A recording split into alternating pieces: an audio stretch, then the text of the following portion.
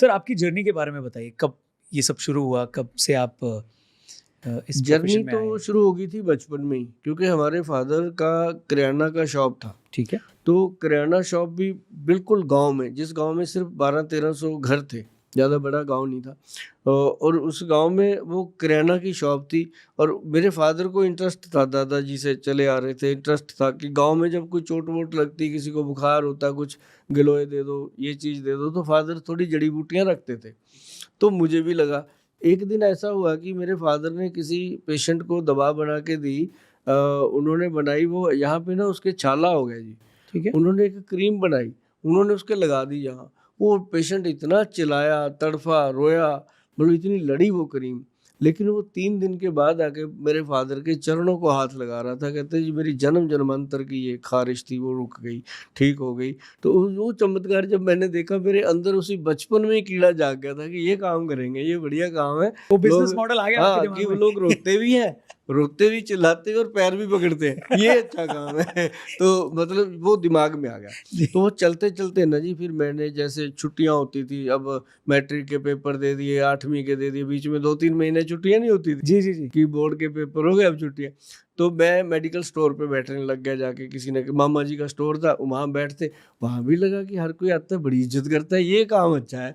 जो दूसरा काम था मेरे फादर का, वहाँ तो उनको कहना पड़ता, आओ जी, बैठो जी। यहाँ अगले आके कहते थे, बैठो सर। ये अच्छा काम है, इसको लिया जाए। जी। मन में तो ऐसे ही आया था। लेकिन बाद में जैसे जैसे होता है ना, ये एक उम्र होती है आदमी के अंदर, मैं पैसा कमाऊँगा, मैं ये करूँगा, मैं वो करूँगा। जब तक मेरे दिमाग में ये था ना जी कि मैं पैसा कमाऊँगा, तब तक मैं मारुति गाड़ी से ऊपर जा ही नहीं सका।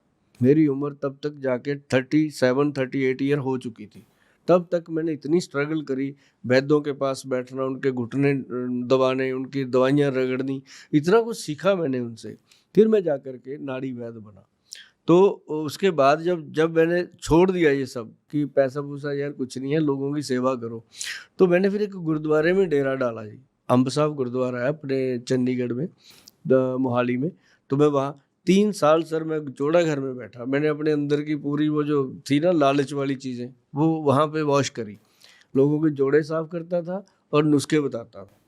तो वहाँ से ऐसी आदत पड़ी कि टीवी चैनल वालों ने उठा लिया मुझे। कहने लगे यार ये अच्छी बात।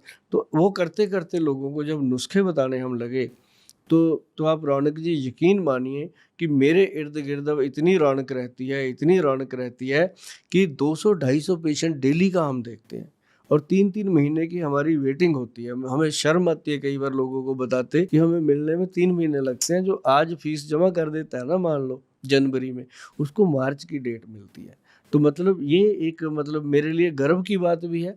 और मेरे लिए आयुर्वेद को ऊपर उठाने में अपने आप को ये लगता है कि अब आयुर्वेद पे लोग इतना यकीन करते हैं कि आयुर्वेद को आगे प्रमोट करने वाले आयुर्वेद के वैद्य को वो 3 महीने पहले फीस जमा करके वेट कर सकते हैं। मतलब ये एक, मतलब आयुर्वेद का मैंने और देखा। और कितनी इम्पोर्टेंट बात है, आई थिंक हाँ, आपकी जर्नी से यूथ को भी सीखना चाहिए कि जब आप पैसा चेज़ कर रहे थे तो पैसा आपसे दूर जा रहा था, दूर जाना था। और जब आप सेवा को चेज़ करने लगे तो पैसा अपने आप आया। आ रहा है, आ रहा है, पता ही नहीं चलता सर। आज मतलब आज की डेट ऐसी है कि अगर कोई कहे गोयल साहब फलां जगह पे हेलीकॉप्टर लेना है आपने, अगर मैं कह दूं मैंने लेना है, तो कोई यही नहीं कहेगा कि ये झूठ बोल रहा है, ले लेगा ये।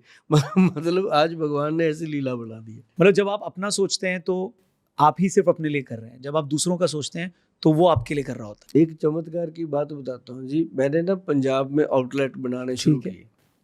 पंजाब के अंदर जैसे जलंधर में हवेली है, है। ठीक है। आपने कभी सुना हो, हवेली है जैन साहब की, बहुत बड़ी हवेली, उसके अंदर लोग खाना खाने आते हैं और बहुत बड़ा फुटफॉल है। मैंने उनके आगे जैन साहब को रिक्वेस्ट करी, मैं कहा जैन साहब यहाँ बनाना चाहते हैं हम। कहता गोयल साहब हम आपको रिक्वेस्ट करने वाले थे कि हेल्थ का कुछ बनाओ। तो वहाँ जब हमने बनाया सर, तो वहाँ मेरी फ़ोटो लग गई। मेरा एक फ़ोटो चलता है पंजाब में, 150-200 होर्डिंग लगा सड़कों पे। जी। तो वो फ़ोटो ही लोगों को मतलब फ़ेमिलियर हो चुकी है। तो वो फ़ोटो लग गई, तो वो फ़ोटो लगने से पहले 4 दिन फ़ोटो नहीं लगी, कोई सेल नहीं हुई। जिस दिन फ़ोटो लग गई, माँ लक्ष्मी को पता चल गया सुभाष गोयल तो यहाँ बैठा है, मुझे जाना है उधर। उसी दिन से कमाल हुआ जी। और फिर मैंने देखा कि ये अच्छा है, राजा ढाबा है वहाँ पे, 2-3 राजे ढाबे हैं पंजाब के अंदर, सभी पे लगाया। और फिर उसके अंदर जो अपना एक बहुत पुराना दीपक ढाबा है, मतलब जो अच्छे-अच्छे ढाबे हैं। अब अम्बाला में वो मोड़ा हवेली है, वहाँ मूरथल में हवेली है उसमें, मतलब ये अब शुरू कर दिया जी।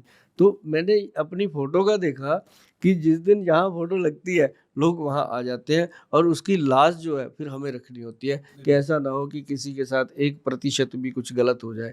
क्योंकि हमने सबसे पहले ये रखा हुआ है कि जो भी हमें हमारे क्लिनिक पर ना जी 150-200 पेशेंट होता है, पूरा लंगर चलता है पूरा दिन। ठीक है। उतनी दवाइयाँ नहीं शायद हम लोगों को देते होंगे जितना खाना खिला देते हैं। तो मतलब पूरा सुबह से रात तक। ठीक है। और ऐसे ही जो भी आप रौनक जी कभी आ जाना ऑफिस में, आके सिर्फ ये पूछना कि गोयल साहब कितने बजे मिलेंगे? वो कहेंगे इधर बैठो पहले खाना खाओ जी फिर बात करते हैं। मतलब बात ही नहीं बताते उतनी देर जब तक आदमी ला के चिल्ला ले कि मैं घर से खा के आया, कहता नहीं कोई बात नहीं थोड़ा खा। मतलब ये हमने शुरू से बनाया।